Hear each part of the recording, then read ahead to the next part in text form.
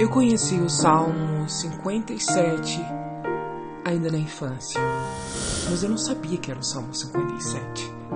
Era um domingo, como todos os domingos da vida, mas era o domingo do dia mais importante do mês, porque era o dia da ceia.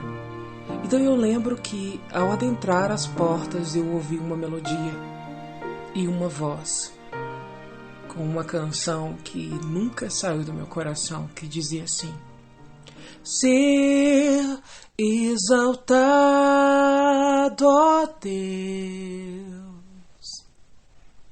ser exaltado,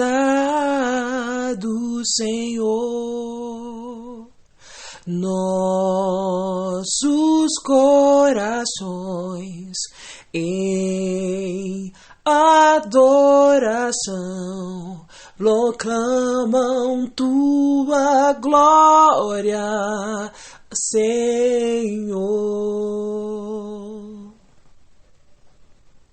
Ser exaltado, ó Deus,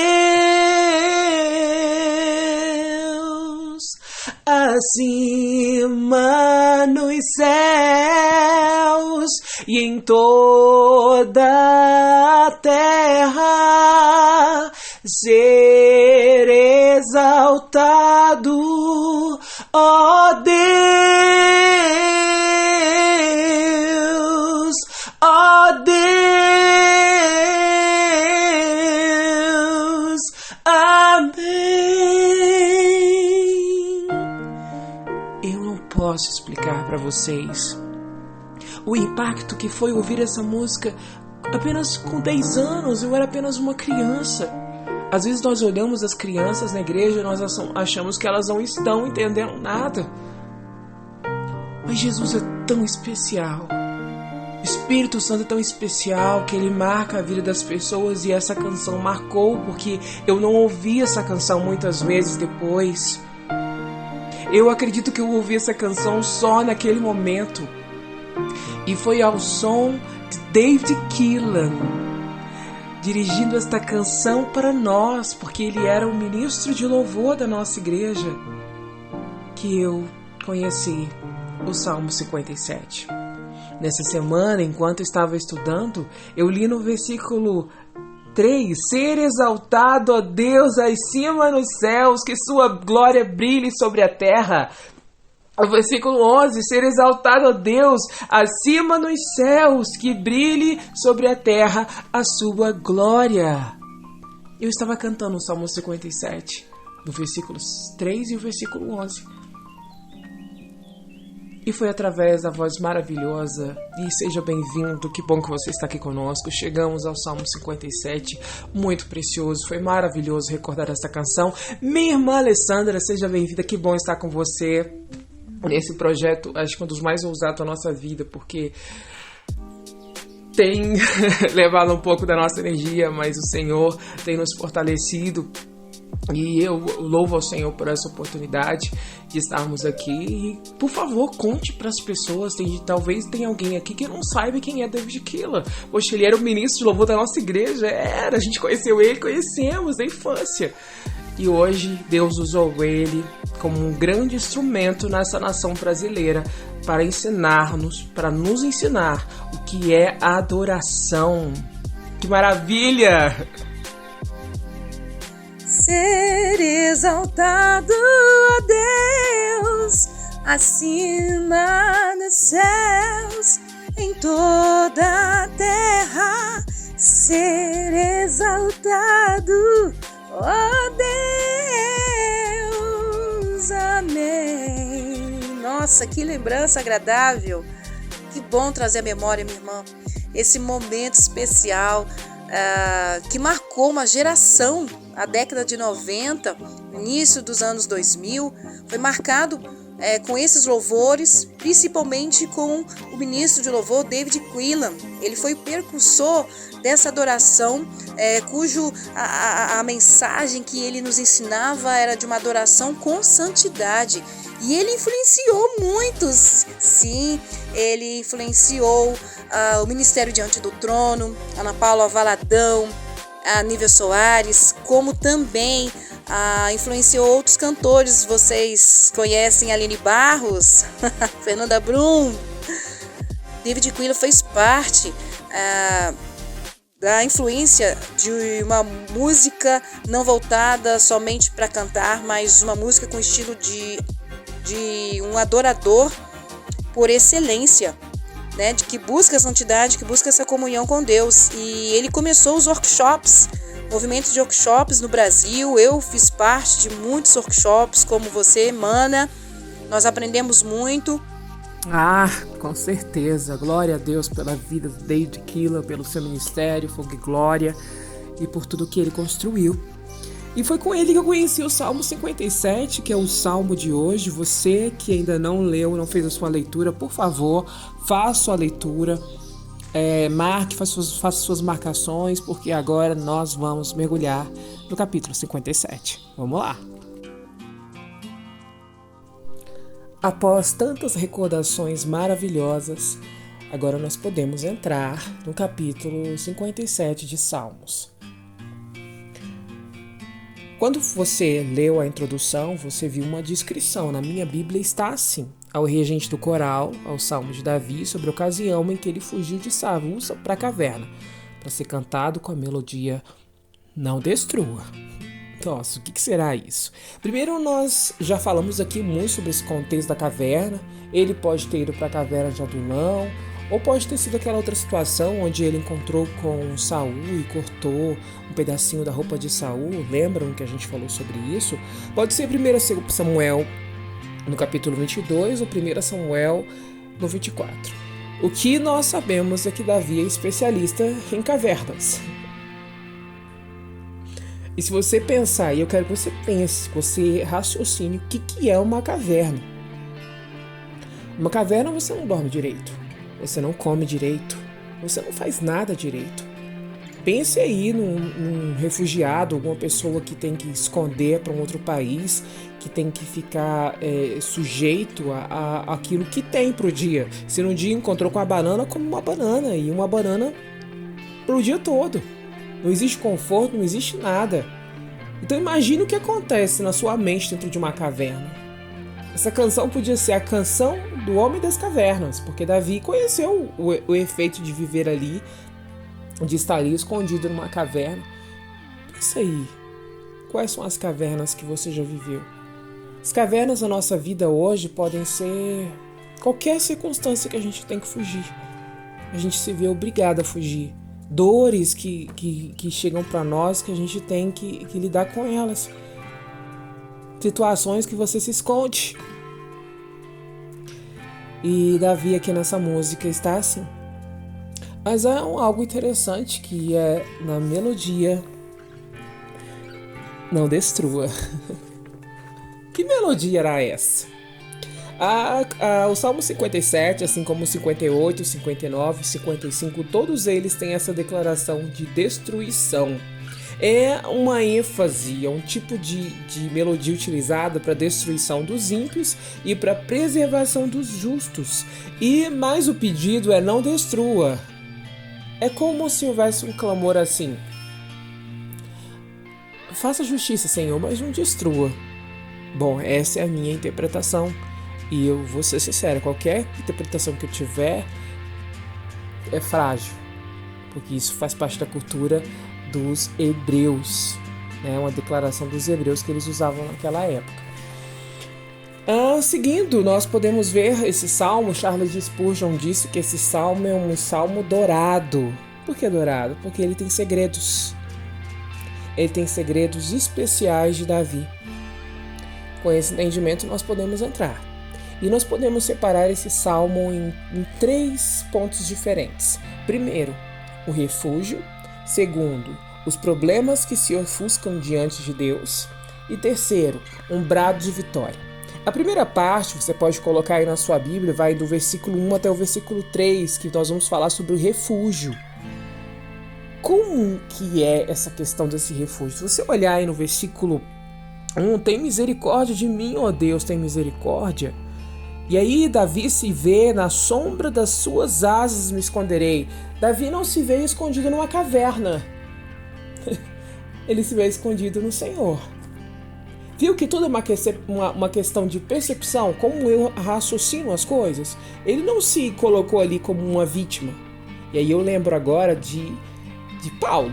O apóstolo Paulo, ele era muito incrível, porque ao invés de dizer: estou caminhando minha vida com as marcas que o Império Romano lançou nas minhas costas, os chicotes, as pancadas que eu levei. Não, ele diz: eu estou carregando as marcas de Cristo. Viu que é uma questão mental? Esse salmo vai nos convidar a refletir sobre o nosso pensamento. Davi estava numa caverna, mas ele não se viu na caverna. Ele diz que estava escondido no Senhor, isso no versículo 1. Estou na sombra das suas asas. Isso é maravilhoso. Sabe, você pode olhar assim: estou carregando as marcas do sofrimento aqui de uma cirurgia horrível que eu vivi minha vida toda. Estou carregando as marcas de ser uma pessoa que foi abandonada pelo marido e está aqui sofrendo sozinha. Não! Eu estou carregando aqui comigo marcas do favor de Deus que me deu forças para continuar vivo até hoje. Estou aqui carregando as marcas que mostram ela suportou o sofrimento e venceu. Tudo é uma questão de como você enxerga, de como você se coloca. E isso é uma lição maravilhosa. Isso nos torna fortes. E aqui nós vamos ver lá no versículo 7, meu coração está firme em ti, ó Deus. O meu coração está forte.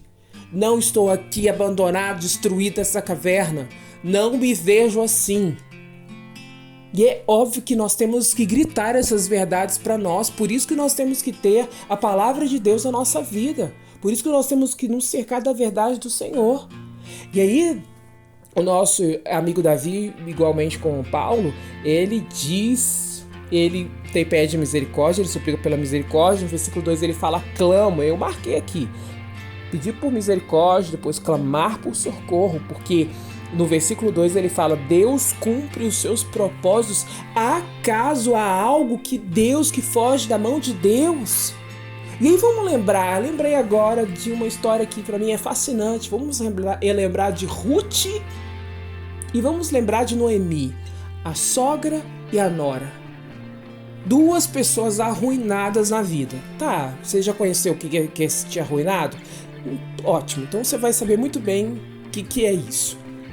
Arruinado. Acabou tudo. O marido foi embora, o filho foi embora e as duas olham pra si. Naquela cultura não é como hoje, que existe um monte de mulheres que têm a oportunidade de trabalhar, de se virar, e a gente vai se virando. Não. Naquela cultura, tipo, mulher não valia nada. Aí olham duas mulheres, uma jovem e uma idosa, que a nossa vida tá acabada. Aí Noemi olha pra Ruth: vai embora, garota. Segue sua vida. E pra mim, Noemi Ruth faz uma declaração maravilhosa: seu Deus será meu Deus. Tu que é seu é meu. Onde você for eu vou. Onde você dormir eu vou deitar, eu vou dormir também. Eu não vou te largar não, mulher. Declaração linda de amor, hein? Pra gente entender que amor não é só essa coisa romântica que falam por aí.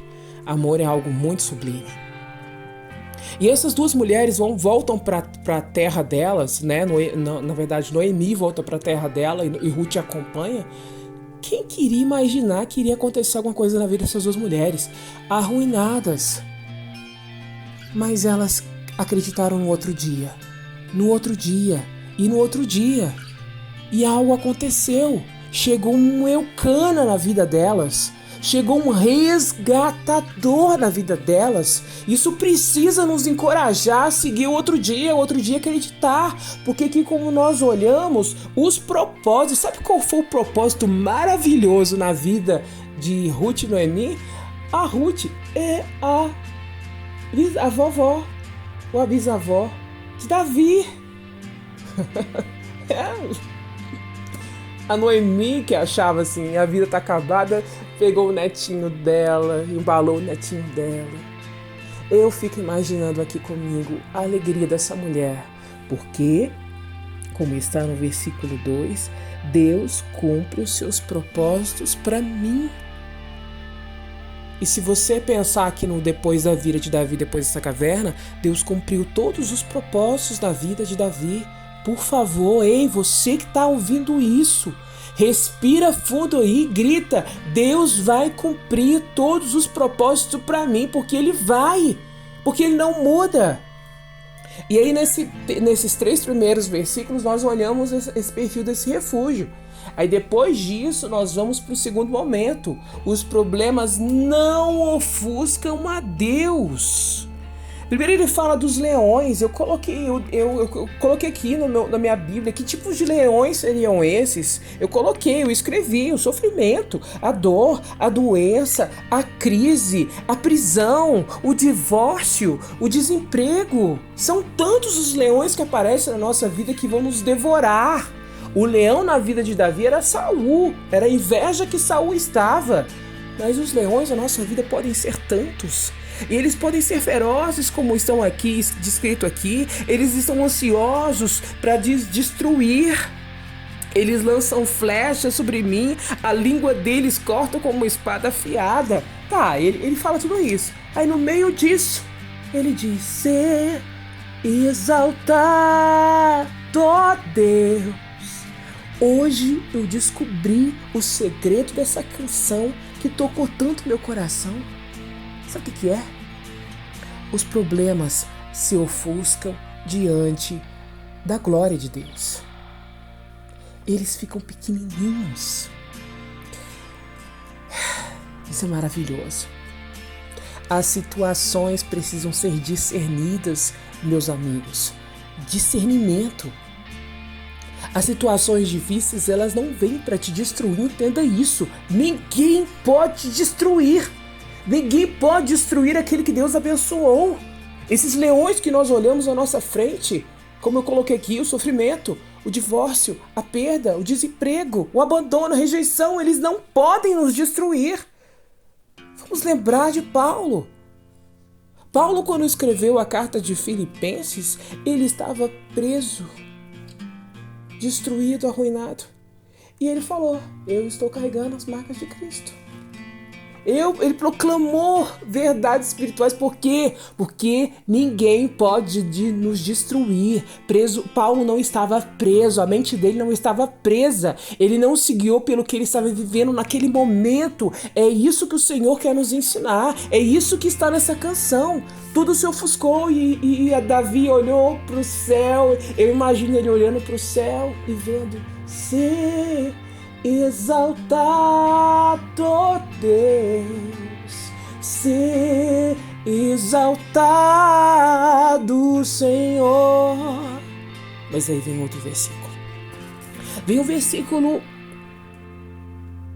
6 e ele fala: os meus inimigos preparam armadilha. E você pode pensar assim: ué, que é isso, Davi? Você acabou de falar ser exaltado e você vai voltar de novo pro inimigo? Sim, a nossa humanidade. Frágeis, dicotômicos, confusos. Uma hora a gente tá forte, outra hora a gente tá fraco. Outra hora a gente tá cheio de fé, outra hora a gente tá duvidando. Ei, nós somos assim. Nós vivemos esse conflito, mas a diferença é quando você se apegar à verdade. E a verdade é a palavra de Deus. Se apegar à verdade, ele diz que está exausto de angústia. E aí a gente pode recordar dos momentos mais difíceis da nossa vida, que a gente fica exausto de angústia. Que você respire, parece que até dói respirar. Que você olha para a comida e você não tem vontade de comer. Que você fica confuso, até o seu raciocínio fica falhando. E aí ele fala de novo: meu coração está firme em ti, ó Deus. Vejam que antes do versículo 7 tem um interlúdio. A gente sabe que os interlúdios, as pausas na música, é para que a gente reflita. Ele parou e respirou: meu coração está firme em ti, ó Deus. Meu coração está firme. E eu marquei aqui: desperta minha alma. Sabe o que é isso? Ei, acorda, o meu eu aqui interior. Acorda, por favor. Lembra quem é o seu Deus. Lembra que essa circunstância que você está vivendo é só um momento, ela vai passar. Acorda a alma, hein? Você que dormiu, ei, você aí dentro de mim. Acorda. Lembra quem é o seu Deus. Lembra o que Ele já fez na sua vida. Não esqueça todos os benefícios que o Senhor já fez na sua vida. Não esqueça. E Ele diz: eu quero acordar de manhã com a minha canção no coração. Eu quero dar graças ao Senhor no meio do seu povo. Quero cantar louvores entre ti as nações, porque o teu amor se eleva até os céus e a sua fidelidade alcança até as nuvens. E Ele de novo diz: ser exaltado, ó Deus, ser exaltado, Senhor. Isso é tão precioso. Isso é tão precioso. E a gente acabou de descrever do versículo 7 até o versículo 11 a terceira parte, que são os brados de vitória. Ele ocupando a mente dele com recordação de quem Deus é. E eu quero terminar esse momento lendo com você. Vamos abrir em Filipenses, lá no capítulo 4, no versículo 6, vamos ver? Não se aflijam com nada. Em vez disso, orem a respeito de tudo. Contem a Deus a necessidade de vocês. Não se esqueçam de agradecer-lhe. Se fizerem isso, vocês experimentarão que a paz de Deus, que excede todo entendimento, conservará a mente e o coração de vocês em Cristo. Olha, foi isso que Davi fez. Ele preservou a mente dele, falando tudo que estava no coração dele com Deus. E enxergando Deus. Para algumas pessoas é muito difícil compreender que algumas lutas que elas vivem é Deus preservando elas de coisas piores. E eu lembrei de um testemunho que eu preciso contar para vocês. Nós vamos terminar esse áudio hoje com esse testemunho. O nome da pessoa é Douglas e eu conheci a história dele através do autor Philip Yancey, no seu livro Decepcionados com Deus. Durante a pesquisa, ele procurou histórias de pessoas que passaram por momentos muito difíceis. E ele encontrou a história do Douglas, e está na página 141. Douglas era um homem fiel, temente, correto, era um trabalhador, que se viu na iminência, num momento muito difícil da sua vida, que era cuidar da sua esposa. Ela tratava de um câncer e ela dependia completamente dele, e ele ficou praticamente responsável por tudo na sua casa, no cuidado com sua filha. E um dia, enquanto ele estava se dirigindo a um local, um carro desgovernado, um homem bêbado bateu no carro e a esposa sofreu alguns ferimentos, a filha quebrou o braço e ele foi o mais afetado, porque o olho dele ficou com problema, ele ficou com uma dor de cabeça muito forte. E para mim o pior de todos, ele não conseguia mais ler, ele só conseguia ler 2 páginas por dia. Isso, ele era um homem muito esforçado, um leitor, e isso me tocou muito, porque eu fiquei 4 anos sem poder ler, e eu sempre amei ler. Talvez essa história tenha me tocado muito por causa disso. E o autor do livro foi atrás dele e queria saber se ele tinha alguma visão errada sobre Deus, porque as pessoas têm visões erradas quando as coisas acontecem.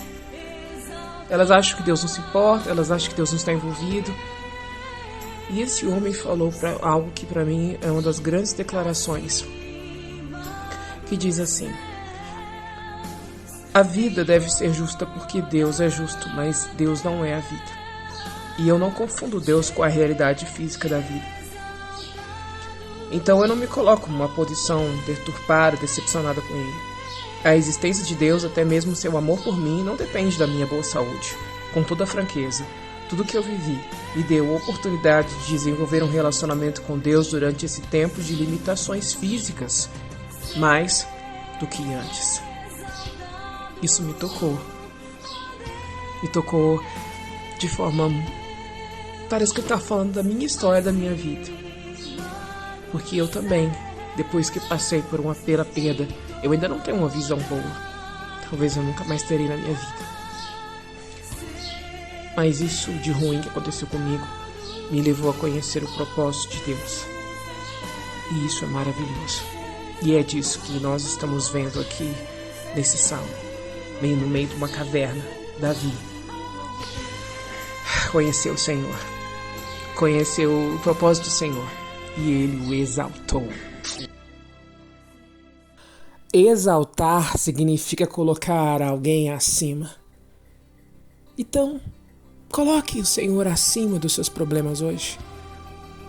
Deixe o cuidado com Ele. Apenas exalte. Apenas confie. E se seu coração começar a ficar pesado, aprenda essa música. Diga: ser exaltado, ó Deus, ser exaltado, Senhor. O meu coração em adoração proclama tua glória, Senhor. Que você aprenda essa lição na sua vida, em nome de Jesus. Que o Senhor te abençoe e você vai ficar com um pedacinho dessa canção que eu descobri que não é uma canção de David Keeler, é uma canção histórica de um momento muito incrível do Brasil na adoração. Então você vai ficar com essa canção e o Senhor vai ministrar no seu coração. Que o Senhor te abençoe. Até o próximo.